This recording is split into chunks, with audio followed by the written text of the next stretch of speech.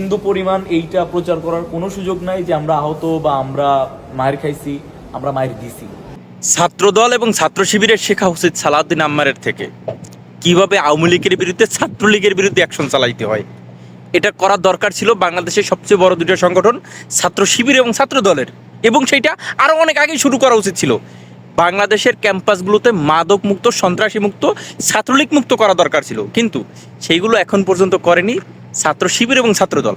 এবং ছাত্রদলের কিছু কিছু বাইরে তো ছাত্রলীগকে সাথে নিয়ে চলে, মানে দল বাড়ি করে। অন্য অন্য ছাত্র সংগঠনগুলোকে দমন করার জন্য ছাত্রলীগকে সাথে নিয়ে চলে। 5ই আগস্টের আগে যে পোলায় ছিল ছাত্রলীগ, এখন সে ছাত্রদল। মানে কি একটা অবস্থা ভাই! ছাত্রদল এবং ছাত্রলীগ মিলেমিশে একাকার। ছাত্রদলের ভাইদেরকে বলবো, ভাই ছাত্রলীগের সাথে কোনো আপোষ নাই। ছাত্রলীগ গত 17 বছর কি করছে সেটা কি মনে নাই আপনাদের? কি অন্যায়, কি জুলুম করছে আপনাদের, এখন আবার তাদের সাথে নিয়ে চলেন, এত তাড়াতাড়ি সব কিছু ভুলে গেলেন। এইটা ভুলে যাওয়া উচিত না ভাই।